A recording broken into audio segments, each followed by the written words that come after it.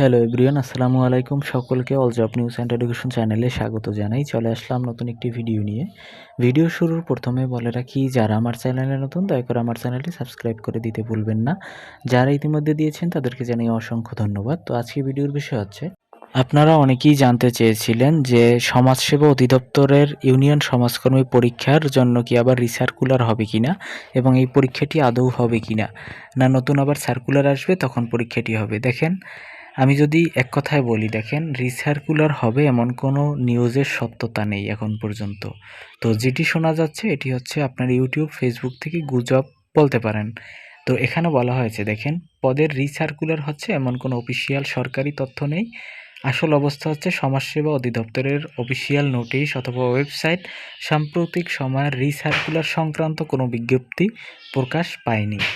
তো আগের নিয়মগুলো হচ্ছে, আপনার দেখেন 2021 থেকে 23-এর মধ্যে ইতিমধ্যে পরীক্ষা ফলাফল বাইরে পর্যন্ত সম্পন্ন হয়েছে।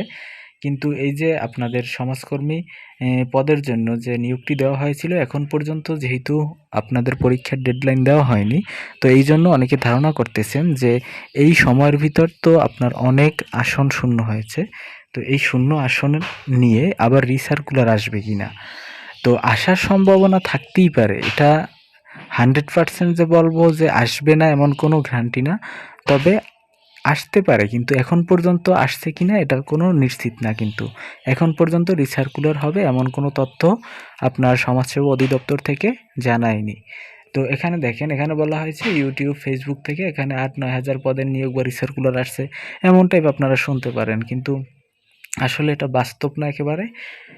তো আপনাদের পরীক্ষা যদি হবে, পরীক্ষা হবে ইনশাল্লাহ, এটা আশা রাখতে পারেন। হয়তোবা রিসার্কুলার দিলে আবার কিছু সময় পেতে পারেন।